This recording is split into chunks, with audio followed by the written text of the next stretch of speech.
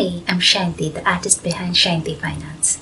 Today we are going to work with oil pastels and I'm going to show you how I painted this beautiful girl's face with oil pastels. And just to add a little bit of surreal weirdness to the painting, I put the girl inside the flower. Let's see how that works out. I'm starting off with the background after creating a nice accurate drawing.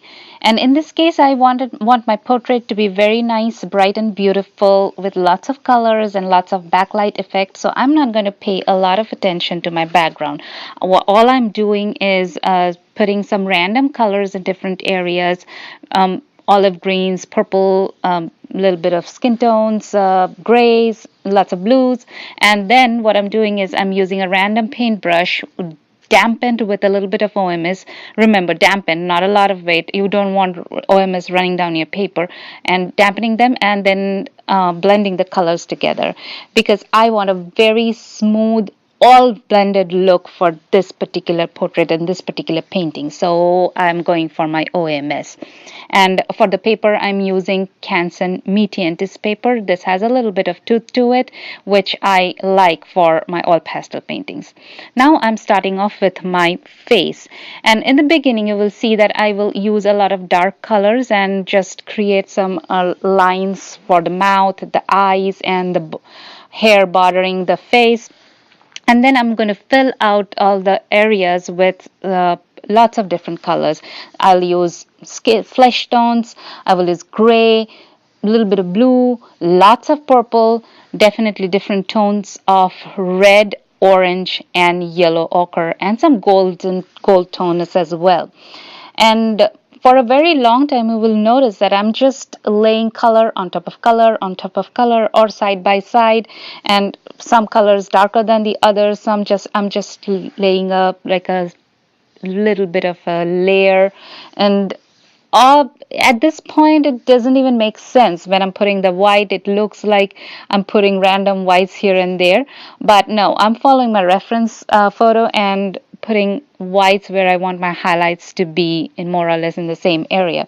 But it will take quite a few layers of color on top of color side by side, and lots of different colors placed side by side to get to the point where I have enough pigment on the tooth of the paper so that I can start blending.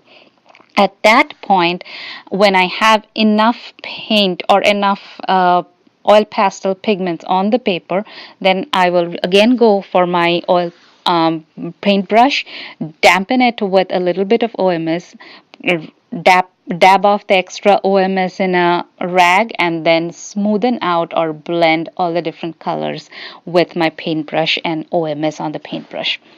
But I make sure that you have enough pigment deposited first before you start blending. Otherwise, the tooth of the paper or the color of the paper will show through. Not that it is a completely unacceptable way, but here I'm trying to create a very realistic look of the portrait, so I want the skin to look smooth and blended like a young girl's should be. At this point, I'd also like to mention that the reference photo that I was referring to is that one of a Asian origin girl. Although I was not trying to get the likeness of the face, and I was more interested in how the light was lighting up the face or backlight effect. But because of how her face is, the features may look a lot like Asian girls. So I thought I'd make that point clear why this girl looks a certain way, because it's because of the reference photo.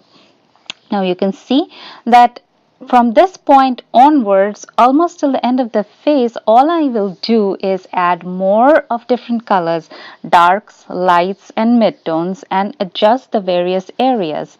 You would argue that you can do it all at once. Why not lay the pigment all at once and then blend it all out and you're done? No, that doesn't happen. If you want a very realistic look with a lot of depth, you have to apply a lot of layers. And once I have enough pigment there and the base is smooth and nice, then I will finally leave a little bit of dab of whites and or lighter colors for real highlight areas. And keep your highlights really limited, because if you use it a lot at very different areas, then your viewer's eye will go to all of those different areas, but you want to direct the viewer's eye to a specific area. So when you're using highlights, use it sparingly to make the effect more prominent. And I'm sorry when my head is coming in the way, because this was kind of like a lot of detail to do, so I had to come close to the painting and my head is in the way. For the eyebrows and eyelashes, you will see that I am using the tip of a toothpick to get the fine lines in between the eyelashes by removing some of the pigment that I'm first depositing. And you will see that for the top lid, I'm using more brown, but for the bottom eyelid, I'm using more of reds and browns to give that realistic look. And a lot of adjusting is required to get the fine details here. And if you want to know how you can get nice and fine details with oil pastels, I have a video for that. I'll link that in the video description below, so check it out. And also, as usual, all materials are linked in the video description as well, so don't forget to check them out as well. Onto the hair. What I'm first doing is I am first drawing in most of the shadow areas, which I am painting with dark browns and purples and blues. Once the shadows are defined, I am blending it out a little bit to understand where the shadows are and what are the darkest values, and then coming back with the grays and yellow ochres and lighter brown tones for the midtones. Once all the shadows and the midtones are created, then I'm coming back with grays and whites for the highlights.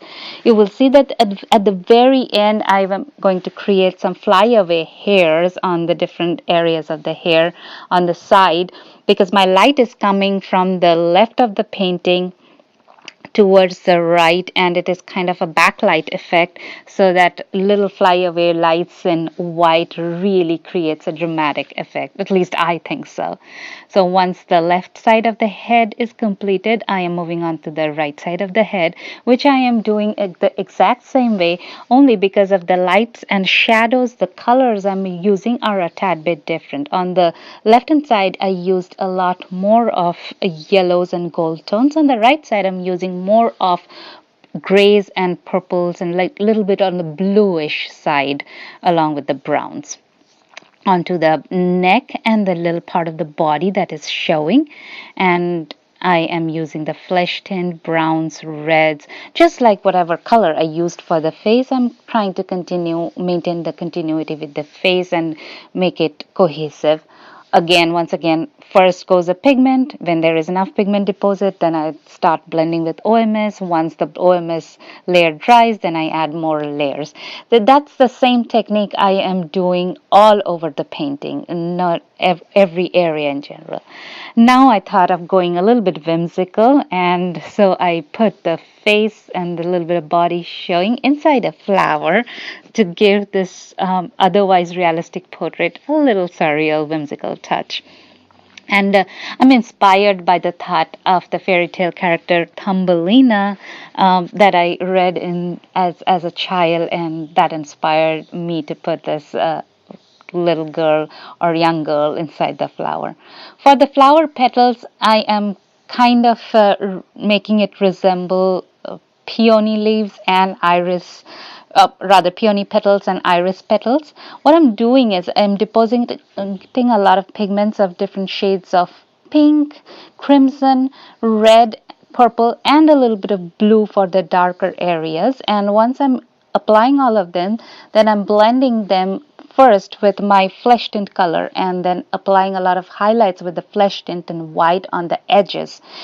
Make sure that you are understanding where your light source is to apply the highlight.